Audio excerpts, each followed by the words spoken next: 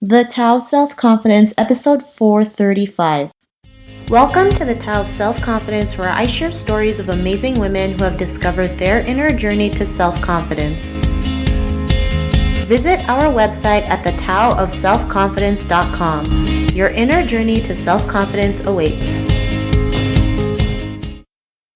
Well, hello, friend. Welcome to the Tao of Self-Confidence, where I share stories of amazing women who have discovered their inner journey to self-confidence. I'm your host today, Sheena Yap-Chan, and today I have a phenomenal lady on the show today. She is a writer and a TV and radio host, and I'm really excited to have her on and share her story with us today. So without further ado, I'm going to introduce you to Pay Chen. Pay, how are you today? Maybe you can fill in a little bit more about yourself to our listeners. Sure. Yeah, no, doing great. I guess I do a little bit of everything, mostly in media, and I think most people would probably be familiar with my work in television on camera, which I've been doing for I guess over 15 years. So I started off as a interstitial host on OMNI-TV in Toronto, and that was probably around 2001 or 2002. But before that, I've been working in TV for a couple of years. So my background was in production, so in research and writing. So I used to work in kids TV as well, but people don't usually stop to recognize writers on the street. And then I did a couple of kid shows as well on air, and a little bit of acting, some radio, and now I go on usually as like a lifestyle expert or guest or food experts for different daytime shows. So it's kind of spanned a couple of almost 2 decades now and has changed a little bit over those years, but that's sort of the essence of what I do. Awesome. Well, thanks for sharing that. And Pei, what's your cultural background? I was born in Taiwan, but my parents moved to Nova Scotia when I was about a year old. So I grew up on the East Coast. Thanks for sharing that. And what would be your favorite self-confidence quote? I think it's probably changed. I went through a period where I didn't know if was cut out for TV, and I think there was a period where I was like, I always had anxiety, and I was like, okay, you can do this, you'll be fine. And I kept repeating that over and over again, and I also started saying a lot, this will end, as in like the anxiety and the panic part will end, and you'll kind of come out at the end of it. So sort of the easiest thing for me to do was just to keep repeating like, you'll be fine. You'll be fine. And, I survived without any huge problems. Thanks for sharing that. I think that's something we all go through, right? Especially if we want to do something that we love. And, growing up as an Asian woman, it's like we've been told to do one thing, but there's another path that you want to take. And it's scary because we don't know what's going to happen. But just taking that leap of faith really just propels you to keep going. So I really love that quote. And, it is a great reminder saying you'll be fine. It's not like the end of the world. So thanks for sharing that. And in your own words, how do you define self-confidence?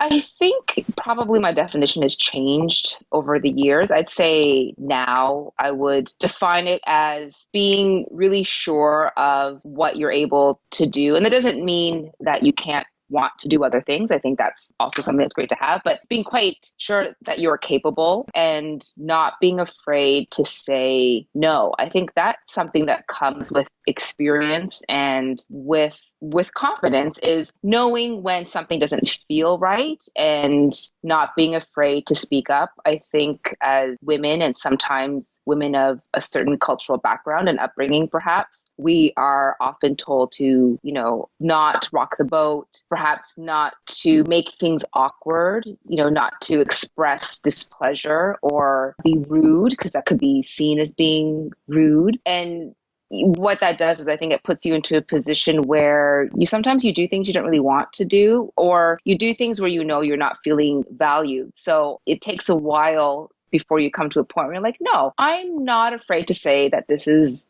not okay, or I'm not afraid to verbalize what it is that I want. And I think when you're at a position where you're not afraid to say these things that might make someone feel a bit awkward or perhaps are taken aback, I think that's a really great display of confidence.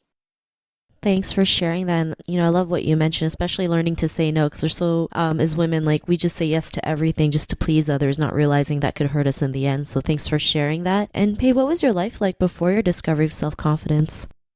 I don't think it was like hugely different. I think media is a very tough industry. I think in most industries, women, we usually make less than men. We're sometimes treated differently, not in the best way. And media being on camera is not always the kindest to people in general, men or women, but I think it's especially harsh on women. So you kind of just you go through things that you just think are life experiences. And so I would say, in my 20s, when had my, first on-air job, and I was working different shows doing production, you're just learning along the way.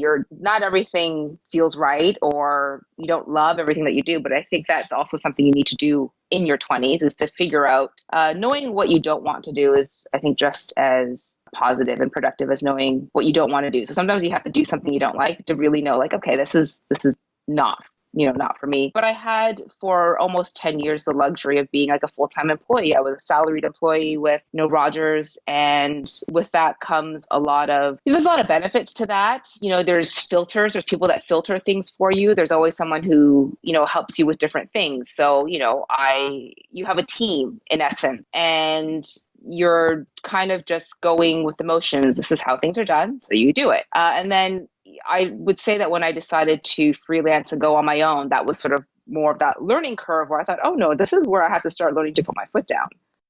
Thanks for sharing that. And, what was that moment in your life when you realized, like, you can go out there and be, doing freelance work, just going out there and being on your own? Like, what was that aha moment?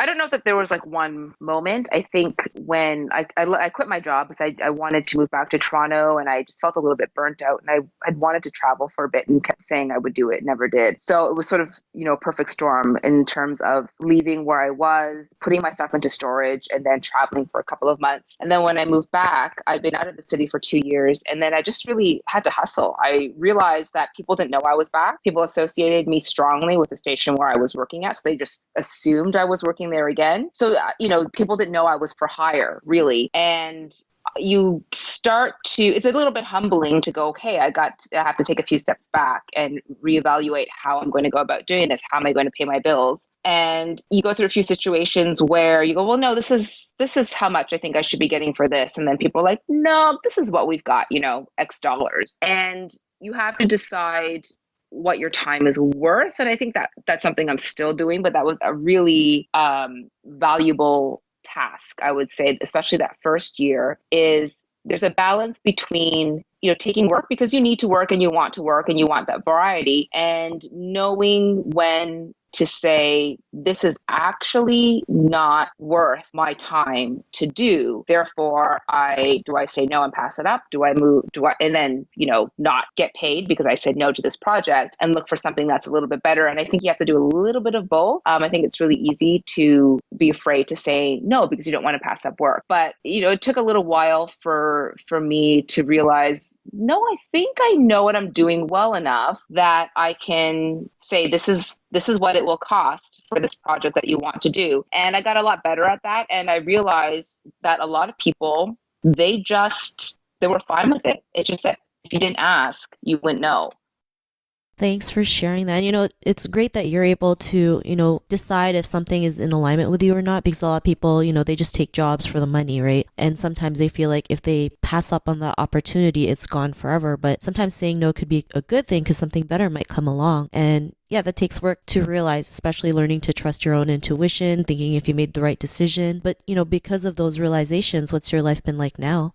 I would say, it's funny because I think online you have a very manicured, curated life. So everyone, people think like, oh, it's so great. You travel and you eat and you have this luxurious lifestyle. I'm like, well, yes and no. I do lead a bit of a charmed life. I'm very fortunate to have flexibility in my work schedule that allows me to travel, which, when I was a full-time salaried employee, you kind of count your vacation days because they're so valuable. At the same time, I don't get vacation pay. I don't have health benefits. There's pros and cons. But now I can make my own schedule a little bit. If I decide that I want to visit family on the East Coast or on the West Coast for a week, I can kind of do that, and I realize that there's the possibility of missing out on some work, which does happen, but you kind of can't be held prisoner to being afraid to miss out on a paycheck and not enjoy life at the same time. So now it's not like I just sit back and money rolls in, but I have, I think, enough of a background and a reputation that certain clients or brands or people know that I can deliver. And that's a good feeling to have, but that also means working really hard with each one. You can never be so confident that you just think, oh, it's enough that I'm doing this. You still have to make sure that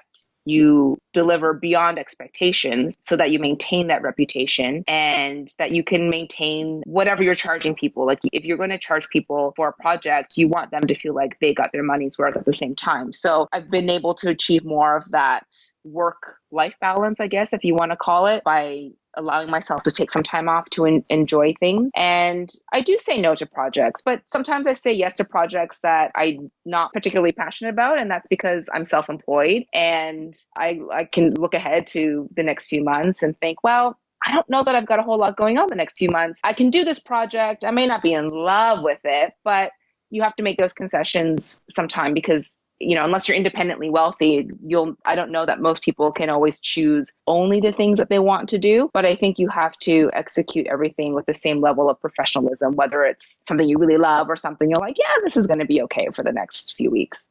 Awesome. Well, thanks for sharing that. And, to the woman who's listening to your episode, she may be in her own journey of self-confidence. What would be that one tip you would give to her? I would say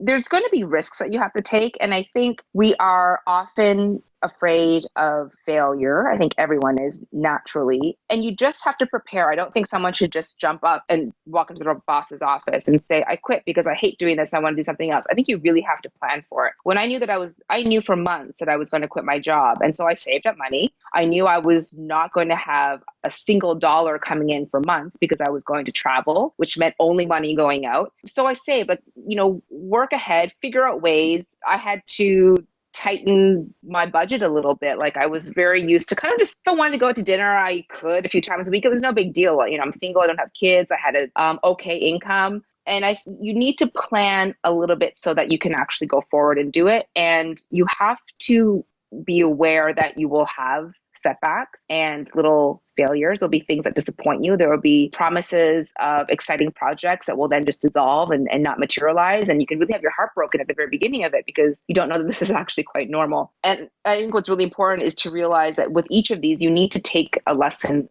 from it. So instead of just being devastated that you didn't get this project or that job or whatever it is to figure out was there something I could have done differently? Could I have planned differently? And I don't mean that you should blame yourself for it, but that you should definitely just look at every small failure and try to figure out a way where it won't repeat itself. If there was anything that you could have had control in. And also, I think a big thing is you have to really be your number one cheerleader. So when you feel like people are trying to nickel and dime you and take advantage of you, which is kind of their job, everyone's watching the bottom line, is you have to say, no, I need this, or I need this budget for these expenses, or this is part of the project that you did not include in your original outline. And if you want me to do X, Y, and Z, this is what it's going to cost. And you really have to stand up for yourself because no one else is going to do it. So if you don't do it, then you're going to end up working on a project where you have a chip on your shoulder because you feel like you've been taken advantage of or not paid properly. So in doing that, you have to also not be afraid to be disliked. And I think a lot of women especially we don't want to make enemies. We don't want, and this goes back to what I was saying in the beginning about, we just want to be nice. And you can be nice, but you can also be really professional. Like I think some of the most successful women entrepreneurs or CEOs, you look at them, you can have a lot of respect for them. They are probably people who don't like them, but still respect them. So no one is going to fight for you except for yourself if you're going to, make a life change. And I think people really do ultimately in the end will respect you for being firm and being professional. But that doesn't always mean being liked. And at some point you develop a thick enough skin that it doesn't matter to you. Awesome. Well, thanks for sharing those great tips. Especially like what you mentioned, being afraid not to be afraid of being disliked, because we're always so afraid of what other people think of us, and we're great. Sometimes we're really great people pleasers that we have to just kind of let go of that notion and be okay, because the right people will come to us. And if our listeners wanted to get to know a little bit more about you and what you do, is there any links or social media profiles we can connect with? Online, at Pay Chen, Paychen. Twitter and Instagram is probably what I use most. You can find me on Facebook and online, paychen.com. It's pretty easy. I've managed to get the domain name for almost everything. But I'm there. I'm online and on social media. So that's the quickest. Awesome. Well, thanks for sharing that. And to our listeners, if you want to connect with Pay, you can also head on over to thetowselfconfidence.com and search for Pay's name. Her show notes will pop up along with everything else we talked about. And I just want to thank Pay for taking the time to share her story and tips with us on self-confidence. So thank you so much. You're welcome. Thanks again. And to our listeners, be on the lookout for another new episode of another amazing woman's journey to self-confidence. And we'll talk to you soon. Bye for now. Thank you for tuning in to another amazing episode of The Tao of Self-Confidence. Want to learn how you can use podcasting to market your business? Download your free report by visiting our website at thetowofselfconfidence.com. Your inner journey to self-confidence awaits.